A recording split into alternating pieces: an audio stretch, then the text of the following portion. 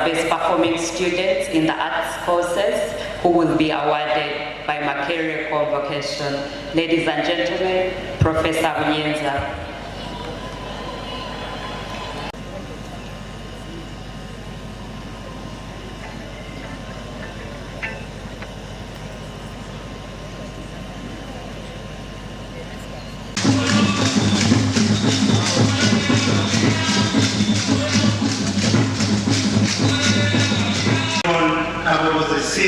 Kahimbanyi Jine, Kahuli Masa Sharon, Kajajat Joel, Kajumba Bridget, Kakuru Peterson, Weyoleka, Kahuli Kunia Lilian, Kunia Mori, Wesika Solomon Bikamba, Kutukwini Onen Abigail, Mulambana Rogers, Musimeta Skovia, Musimbuzi Edward Kasaija, Musimbuzi Philip, Musimbuzi Simon, Augustus Mulenga, Namata Canvas, Nisima Ada, Obakoros, Ron.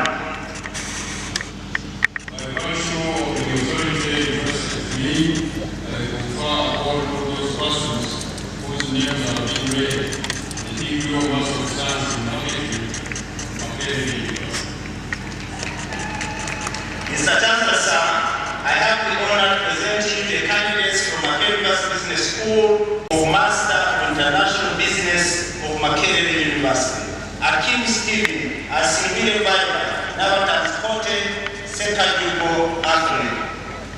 Persons whose names are being read, the degree of Master of International Business of Makerere University. Mr. Chancellor, sir, Master of Hospitality and Tourism Management of Makerere University. At Highway Island, Bamwesta Dixon, Kabuza Asman, Kasoza Albert, Kisache Diana Passes.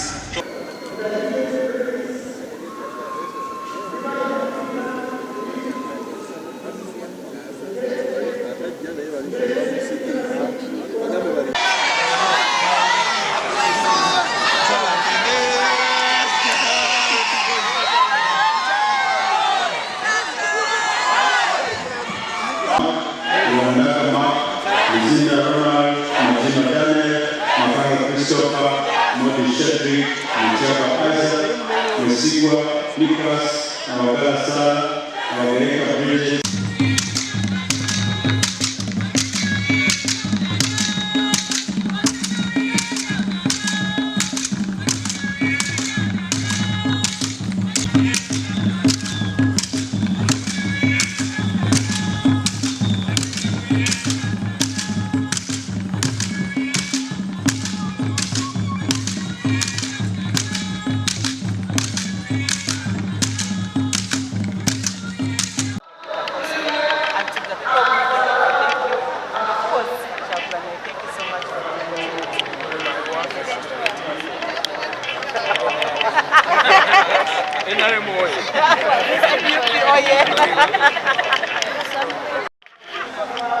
Onyambako okoye.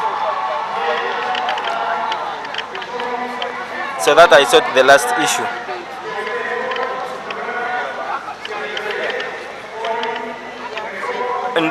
Ntaina bushe.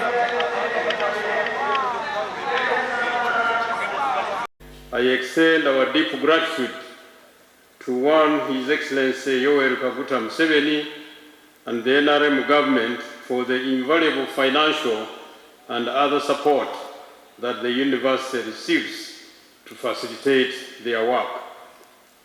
To the First Lady, Honorable Mrs. Janet Kataha Museveni, and the Minister of Education and Sports for the lead role played in representing the university at top level within the government structures. The guests of honor, the commencement speaker, the stakeholders and development partners that support the university and its activities. To them all, we say thank you very much. Chairperson Dr. Nona Magara, members of the University Council, the University Senate, members of the top University Management Team, the Senate Ceremonies Committee, staff, parents, and most especially to our graduates. Congratulations on reaching this significant milestone. Today holds a special meaning for me as we celebrate a dream that has begun to bear fruit. Among the thousands graduating this week are 20 young men and women from the inaugural cohort of the Emerging Leaders Program, our pioneering class. When we launched the Emerging Leaders Program at Makerere University, we did so with a clear conviction that higher education must form not just the mind, but also the character. We recognized that our young people faced real challenges like moral decay, like violence, addiction, exploitation, and sometimes the loss of purpose and direction system. Programs like the Emerging Leaders Program, the Safe Clubs membership initiatives, and values-based curricula must become the norm, not the exception. We need our universities to produce not just graduates with certificates, but servant leaders with a character, men and women worthy of trust, capable of ethical decision-making and committed to the common good. This is how we build the Uganda we want, a nation led by people of integrity, driven by a sense of purpose and united in service to our country. The success of the Emerging Leaders Program at Makerere has shown us what is possible. This year, as we expand to other universities, we are not just scaling a program, we are scaling a movement to reclaim our values, to rebuild our moral foundation, and to raise leaders who will make us proud.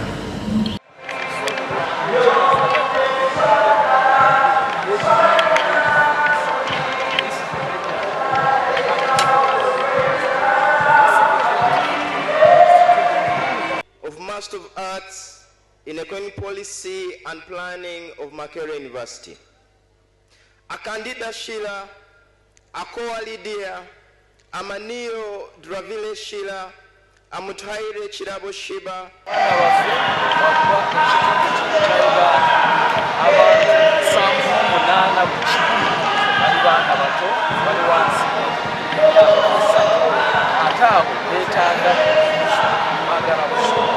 Omukyala mulonde eyalangirwa ow'Emukono District leero mbadde n'omukisa nti mbadde omukuuma MPs abapya abayingidde Palamenti abatikkiddwa ne Masters in Economic Policy and Planning. Kyensuubira nti n'okusoma ogwenkoze oba gwemmaliriza kugenda kunnyamba nnyo mu kutaputa ensonga mu Palamenti, kwongeza eddoboozi mu nsonga eziruma abantu bannayuganda okujja mu Palamenti, kubanga eno kkosi etuyamba okufuna solutions kwebyo ebigenda mu maaso, kubanga ffe nga ba economists ogwaffe gwakulaba tukoze tutya ababooda okubeerawo naye obutatataganya nkulaakulana y'eggwanga, tukoze tutya ebbula y'emirimu eno tugikoze tutya mu Uganda, tuva kutikkirwa leero zenyinza okubawo omukisa nti nina omulimu nasangibwa nina omulimu naye bangi bannaffe tebalina mirimu bagenda kutandikirawa. Kati byebyo ebimu ku byo bye tukola nga ba-economist okulwanisa obwavu bwanga. Ekyomukisa poti yange gye nakoze research yange yabadde mu kulwanisa bwavu. Ate nze engeri gye nva mu maserengeta eyo mu Mukono District mu Uganda obwavu bungi butuluma era kino bannamukono bye bansikiriza okugenda okweyongerako omutindo ndabe engeri kye tugenda okufuna solution okulwanisa obwavu obuliyo mu buli ngeri yonna. Nebaza Mukama ansobosezza n'emikwano gyange gye nasoma nagyo ate ndi wa mukisa nti ndi ne King Caesar bannange kino si kya bulijjo. Mukama yeebale. Twebaza n'ettendekero Makerere olw'okubeera ettendekero erisinga mu Uganda yonna n'okukuuma omutindo oguliwo. We have various programs. Tulina programu nyingi naye eyo tuteekako esira bagiyita ya kusomesa abasawo. Babiyita abasawo badokita abakola ng'emulago oba awembe oba kirugu abo betusomesa nnyo netutaddeko esira but tulina programs n'endala. Olwaleero nsiimaka atuusiza mudaala lyonna eryokufuna masters. Nsiimye Katonda nnyo era nsiimye n'abazadde bange n'abankwatirako omukwano. Nsiimye gavumenti eya NRM.